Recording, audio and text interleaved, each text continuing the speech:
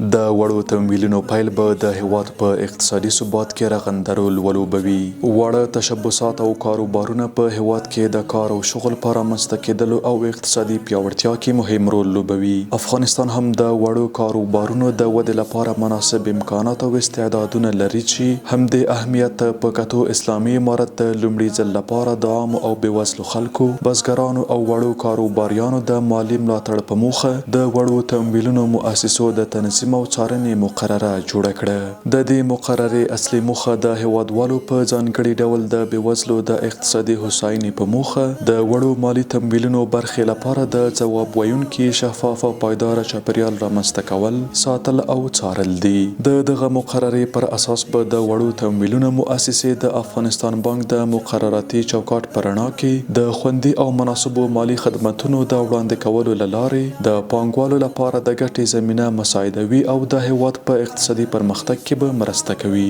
دا تمویلونه نه یوازې د محلي سوداګرۍ په پراختیا کې مرسته کوي، بلکې کاري فرصتونه هم ورسره رامنځته کیږي چې ورسره په هیواد کې د بیکارۍ کچه هم راټیټیږي. د دې برنامو له لارې ډیری هیوادوال د اقتصادي فعالیتونو په پراختیا کې برخه اخلي او کولی شي خپل اقتصادي حالت پیاوړی کړي. دا فرصتونه نه یوازې د فردي پرمختګ لپاره ارزښت لري، بلکې د ټولنیز او ملي اقتصاد د پیاوړتیا لپاره هم مؤثر دي او د هیواد په اقتصادي ثبات کې رغنده رول لوبولی شي. همدارنګه اسلامي امارت په پلان کې لري چې د دغه سکتور د خوندیتوب او پیاوړتیا په پار مالي حمایوي صندوق رامنځته کړي، ترڅو د ستونزو په وخت کې له اړوندې مؤسسې سره چې په دې برخه کې کار کړي د یو ټاکلي میکانیزم له مخې مالي مرسته وکړي.